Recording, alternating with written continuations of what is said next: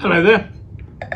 Today I'm taking a look at a wine from a very well-known producer in Piedmont in Italy. So this is Pio Cesare's Langhe Nebbiolo 2020. Now the company Pio Cesare was founded in 1881 by Cesare Pio. They were a very small producer. Cesare clearly enjoyed travelling and selling his wines. He was one of the first people to recognise the potential for quality for Nebbiolo from both Barolo and Barbaresco, and he was one of the first people to actively work to export his wines. The company's historic cellars are set in the centre of the town of Alba, and these historic old buildings actually include walls that date back to 50 BC, part of a previous Roman structure. One of the benefits of being one of the early pioneers of the region is that the company owns some top-class single vineyard sites, both in Barolo and Barbaresco. They have 5 in Barolo itself, including their top site Ornato, and then 2 more in Barbaresco, where again they have an exceptional site, Il Bricco. They own over 70 hectares of their own vineyard and then have further vineyards that are managed on long-term contracts to purchase the fruit. Today, the company is run by Federica Rosi Boffa, and Federica took over the company aged just 22 in 2021 with the untimely death of her father, Pio Boffa, aged just 66, who unfortunately succumbed to complications with COVID. Federica is assisted in running the business by her cousin Cesare Benvenuto. In general, the company is known for making really traditional Piedmontese red styles of wine. It's perhaps true to say that the style of their white wines is a little more modern, but their reds are made in a very classic style. Now the Langhe Nebbiolo is really quite interesting. I mean, Nebbiolo, the same grape variety that's used to produce Barolo and Barbaresco, and this is a wine that comes from 4 sites, 2 of them actually in Barolo itself, one La Mora and one in Serralunga, and then a site in Barbaresco in San Rocco, Seno de Elvo. Then the 4th site is in Diano de Alba. Now the fruit that comes from locations in Barolo and Barbaresco makes up the smaller portion of the blend of this wine. However, what it does is that it adds body and structure. Now Nebbiolo is a late ripening variety. It will have been entirely hand-picked and destemmed, fermented in stainless steel tanks. Now one of the advantages of using stainless steel tanks while producing Nebbiolo is that in what is actually quite a cool environment, if necessary, you can warm the fermentation to get it started reliably, and possibly if it starts to slow, you can warm it to stop it from sticking too early. As far as aging is concerned, I suppose this is where the really quite traditional approach comes. This is a wine that ages in oak for 24 months. Now the wine aged predominantly in large seasoned oak, what are called botti, large barrels, and these are barrels that can have a capacity of somewhere between, I don't know, 1,000 and 10,000 litres. There's not a single defined size. These, as I say, would be seasoned oak.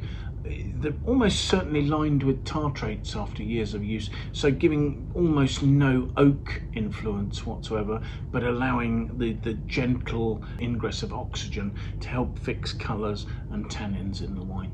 These botti tend to be made out of Slavonian oak. A small proportion of the blend, however, does age in barrique. Now whether that's for the entire 24 months or not is not stipulated, but that's only a small proportion of the blend anyway.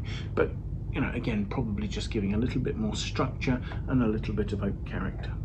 So let's see what we make of the wine, shall we? I've got this in quite a nice large glass to give me the ability to swirl it there, but it's very obvious immediately that, as is typical for Nebbiolo, the colour is not particularly deep. It's a relatively dark ruby, but I can see through it very easily there. I mean, that is paler than you'll get with some Pinot Noirs, and that's to be expected with Nebbiolo. Looking at the wine, it's got 14.5% alcohol, and it is clinging to the side of the glass there very noticeably and forming these quite obvious tears. So let's see what we make of the aroma, shall we?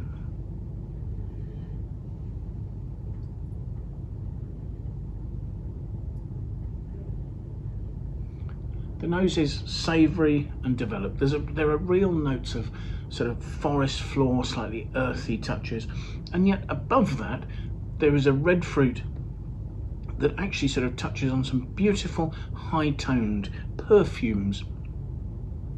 Sort of starting off almost with notes of raspberry, strawberry, just delicate soft red fruit notes, and then above that almost sort of as if there are notes with almost floral perfumes. I mean, often rose petals are quoted for Nebbiolo, and I can see a degree of that. It takes a little while to get to them, but they're there. So let's have a taste.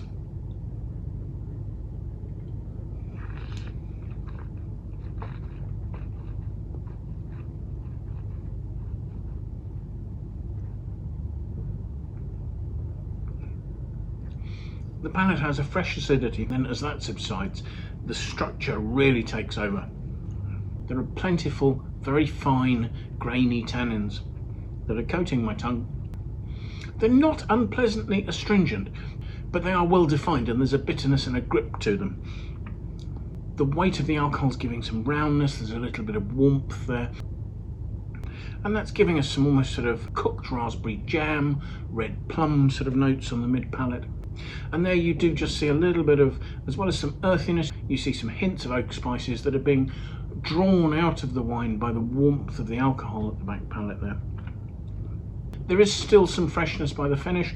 I can feel myself salivating with the mouth-watering nature of the acidity.